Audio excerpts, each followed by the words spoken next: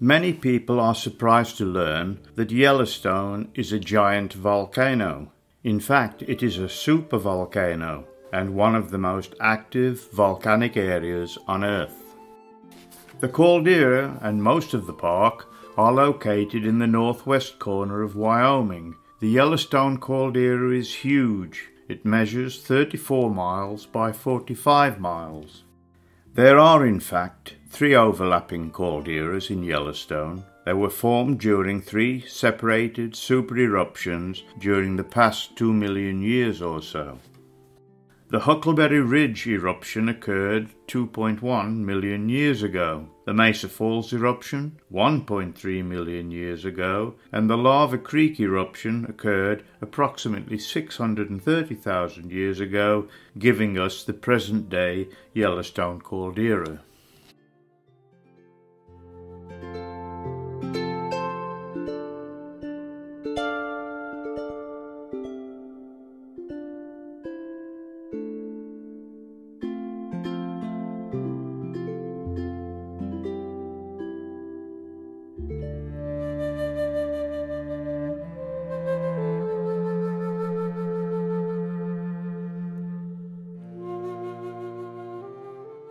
On May the 22nd, 1915, there was a violent eruption of Lassen Mountain in California.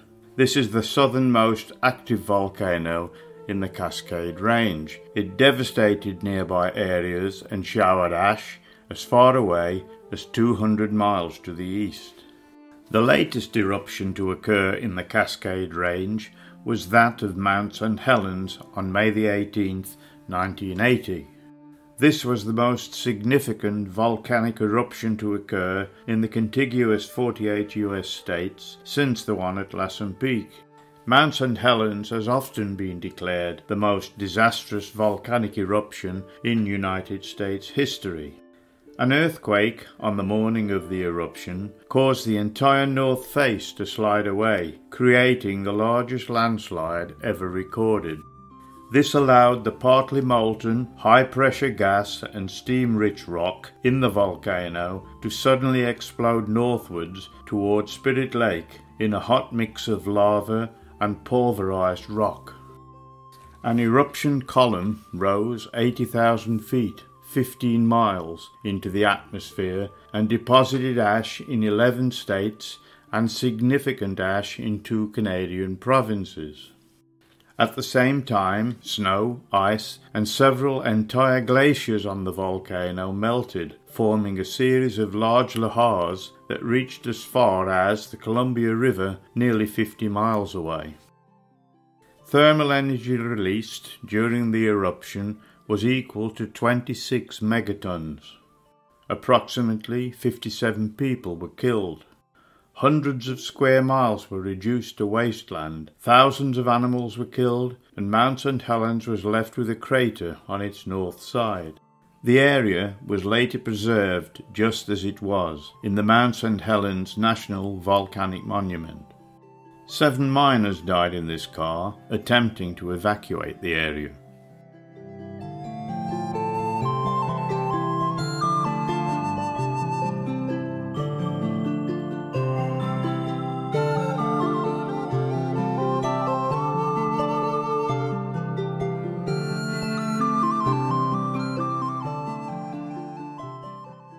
The prevailing winds from the Pacific provide vigorous vegetation growth on the west flank of the Cascades. There is, however, a rain shadow cast by the Cascade Mountains to the east. This illustration shows that rain shadow. Consequently, the Alvord Desert, at an elevation of 4,000 feet and east of the Cascades, experiences desert conditions which are due entirely to its position in relation to volcanoes. The desert is a 12-mile by 7-mile dry lake bed, averaging just 7 inches of rain a year. 3 mountain ranges block prevailing winds from the Pacific Ocean: the Coastal Range, the Cascade Mountains, and Steens Mountain. These geographic features create a major rain shadow. During the dry season, the surface is flat enough and hard enough to drive across or land a small aircraft on.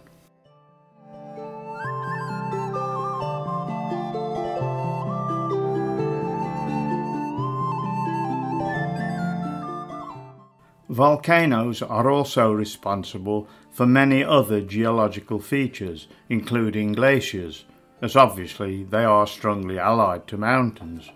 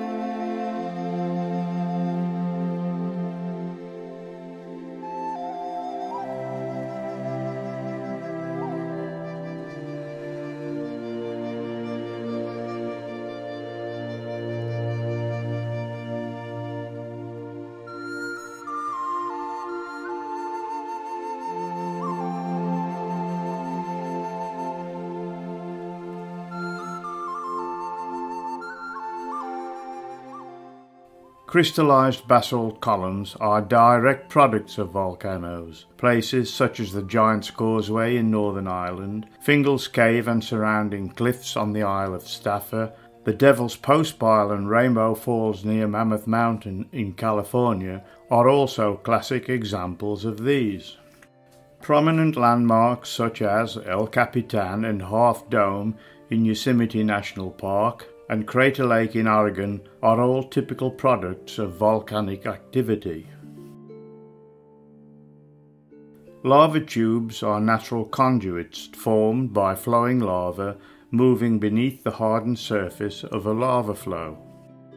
Here the Rogue River disappears into a lava tube, only to re-emerge a few hundred yards downstream. There are thousands of these tubes around the world, and sometimes they are several miles in length.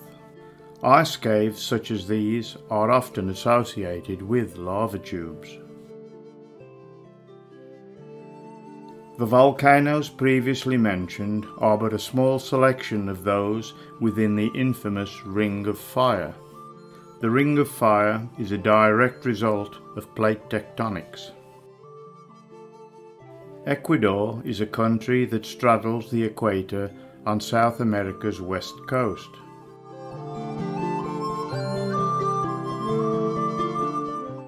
It is home to 47 volcanoes, both active and extinct. 15 of those volcanoes are on the Galapagos Islands and 32 are on the mainland. Quito is Ecuador's capital, situated in the Andean foothills at an elevation of 9,350 feet. It is the second highest capital in the world. Only La Paz in Bolivia is higher. Quito is known for its largely intact Spanish colonial centre, having several decorated 16th and 17th century palaces and religious sites.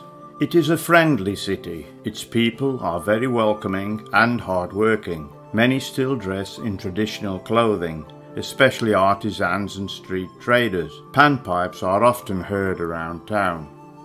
A great way to see Quito is from above. The Teleferico runs up the foothills of the Pichincha volcano and it offers a crazy view of Quito.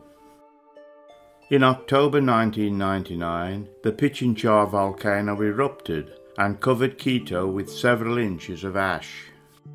The vegetation here has evolved to cope with high elevations and withstand great variations in temperature.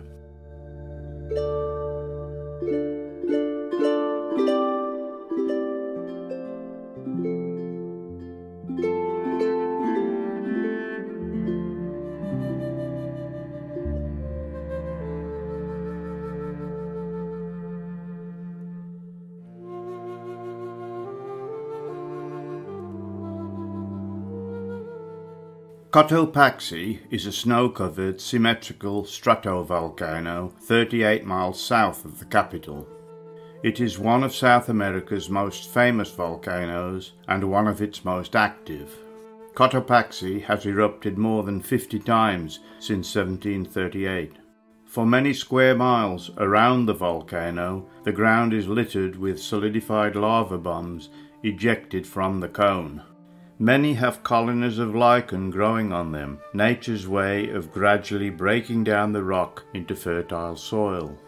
No trees and very few shrubs grow here, but the ground is covered with a large variety of alpine plants.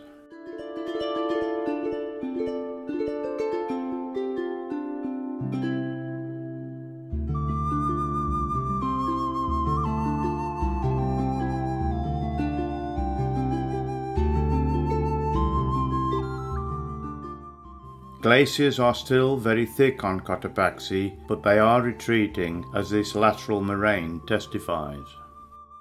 There is much evidence of volcanic activity, thick ash deposits, and here is an ancient glacier's terminal moraine.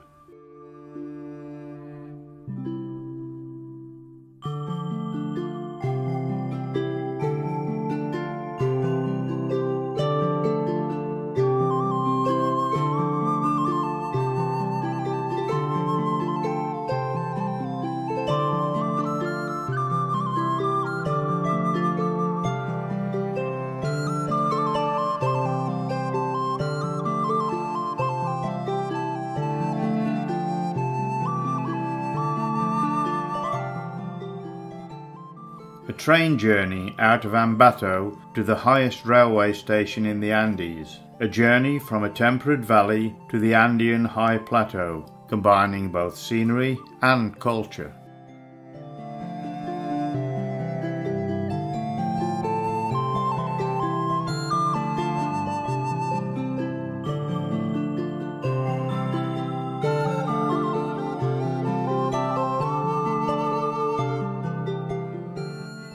The train station is in an area known as the Paramo of Urbina. It is 11,841 feet above sea level in the foothills of Chimborazo.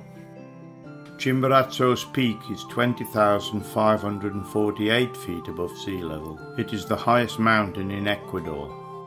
Its location along the equatorial bulge makes its summit the furthest point on the Earth's surface from the Earth's centre and consequently the closest point on Earth to the Sun. It is here that Baltazar Ushka Tanasaka, the last Iceman of Chimborazo, talks to visitors about his ancient trade.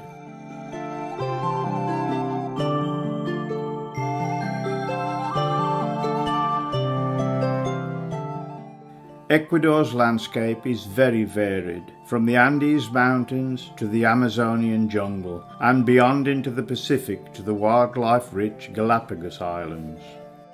From barren desert regions to cloud forests literally teeming with life, the entire country is a nature lover's dream. Baños de Agua Santa, commonly referred to as Baños, is in eastern Tongarua province. The town is in a cloud forest and has a temperate climate. This is a stock image of the Tongarua volcano eruption taking place on the 16th of August 2006. The Tongarua volcano overlooks the town of Baños, being just 5 miles away. Young thrill seekers flock here for rock climbing, canoeing, whitewater rafting, bungee jumping, getting thrills on huge cliff edge swings,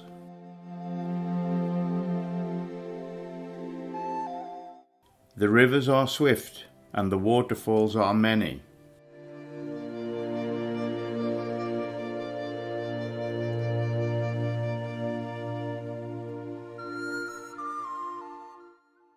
The cloud forest literally teems with life. The vegetation to a newcomer is so different, so fascinating, and so vibrant.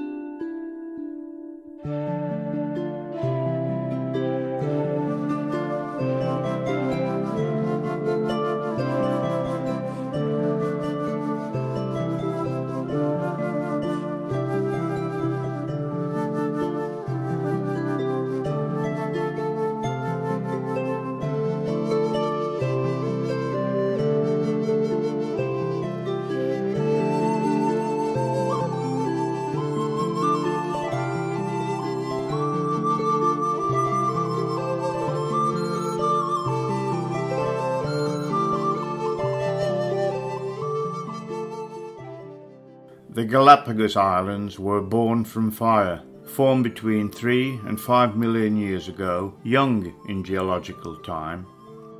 In the past 200 years, there have been over 50 eruptions, threatening the unique flora and fauna, some creating new land, such as the new Poor Howie Howie lava flow on Santiago Island. This lava flow was not there in Darwin's time. Those volcanic forces created the pathway for evolution to yield the unique animals and plants that now inhabit these desolate islands.